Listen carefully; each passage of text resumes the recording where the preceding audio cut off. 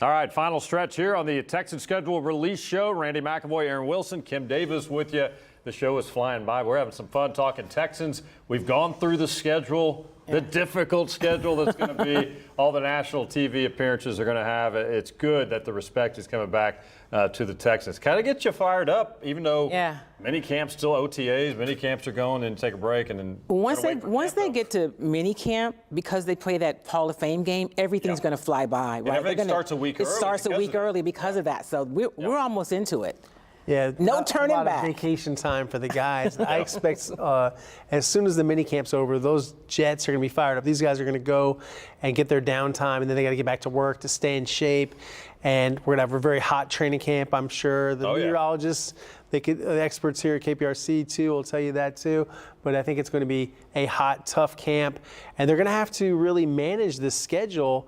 They've got a lot of travel there early in the preseason to go to Canton and then to go to Pittsburgh. Because they'll travel, the game's on a Thursday, so they'll leave for Canton, I imagine, day before Wednesday. Then come back. I mean, some people from the organization will stay for Andre's event, but then you got to get back to workouts, and then game number 2 is what, at Pittsburgh? It throws off their schedule for planning a little bit. I mean, they're not complaining. They're excited about it because of Andre, but it does change how they approach getting into the season and their off season. And I'm wondering, will they dial it back a little bit? Remember how intense it was? A coach wants to set his standard and what he expects, but now with a little more proven team, is it a little different vibe?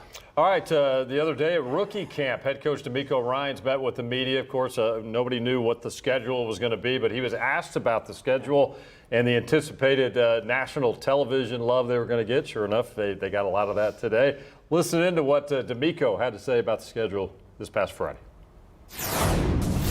Excited about every game. There's not one game that's, that I look at more so than the other, right? Every game is important. We're trying to stack more in the win columns, right? That's what it's all about for me. Schedule release is a part of it. It's a lot of hoopla about and speculation about who's playing where, prime time. For me, again, I always say when the ball is kicked off, we don't care how many cameras are on us. We don't care what network has the game. Like, we're trying to be the best football team on the field that day. All the outside stuff, it really doesn't matter to us. It's just noise, right? Noise for other people to talk about, but for us and how we approach it, it's about being the best football team on the field. I'm disappointed he said they don't care what network they're on. Come on, Nico. You got a couple. Oh, you know what he meant. Too.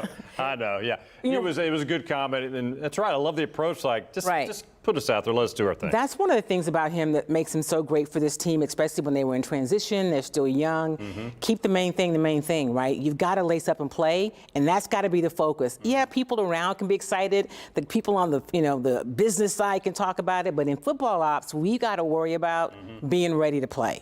Do you think he also can kind of send a message early in camp? At least I think he will, if he hadn't already, is don't buy into all the noise you're going to hear. Right, don't do it. Stay in your lane, do your thing. It reminded me a lot of the comment Nick Saban made about don't eat the rat poison, and he gets pretty feisty about it. And we've seen that tone from Nick Caserio and DeMeco Ryans to an extent as far as the expectations. But this is kind of handling success is going to be a critical component of the Texans season as they turn this page from being an upstart last year to now being a favorite and being the hunted. Good position to be in. It's a great position to be in. You got to know how to handle it. You got to know how to handle it. And I think this is going to be really telling. We're going to really get to know who CJ is. It's in year 2. And how you handle success and pressure, because now there are expectations. And we can imagine every team in this division looking at a lot of CJ Stroud tape saying, all right, now that we got a lot of tape on him, it's their job to figure out how to slow him down. Right, and he has spent this offseason working hard. He's been organizing workouts. He was there today working with the guys. All right, real quick, let's listen in now. We heard from DeMeco. How about Cal and Hannah McNair on the schedule? Play him anytime, anywhere, any day. Let's go. Yeah, NFL does a real good job on scheduling, so we're looking forward to seeing what they show us. It'll be fun. Yeah. Better question, what do you think that says about what you all have been able to do this past year? The fact that you all might be able to. It's a direct correlation between last year and this year and how exciting the team is. We have a great coach, great staff, great on-field guys. So I think that's a direct correlation. Yeah, looking forward to it. Have you guys asked the NFL if you can wear the H-Town blue when the Titans are here? Why would we? I mean, Why wouldn't you? It's a natural. It's Houston color.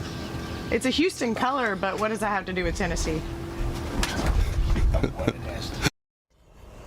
Oh, I love the feistiness of Hannah McNair. You got Texans got their swag back, my right? goodness, I but love she's that. right. Like, Oh, she is.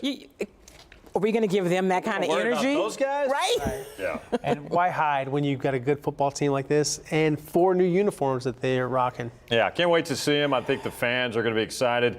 We got about a minute left here, final 60 seconds. First of all, it's been fun to do this show and kind of break down the schedule. And anything stand out other than we know it's going to be difficult? That last stretch for me is brutal. Not the last, that week 15 through 17. Yeah. That's concerning for me. After the bye week? After the bye week. Yeah. And I think the NFL, I think that's a danger zone that they get to when they have teams playing that many games in those few days. I just don't like it. And if you talk about the health of players, I'd like to see them do something about that moving forward. But anyway, I think it's going to be a fun schedule. Quick thoughts, When 15 you think seconds. about the schedule, this is a Texans team that has opportunity. Yeah. They can establish themselves as a perennial playoff contender. They got to seize this moment. I'm going to go real quick with concern and a little worried is those 3 straight national TV games against at the Jets, home against Detroit, then you got to go to Dallas. That's a big stretch as well. But we can break this down. There's a lot of pockets of the schedule that are going to be tough to use the Texans. Should be a fun year, though. Kim Davis from Chalk Talk. Make sure you follow her for all the local sports coverage, including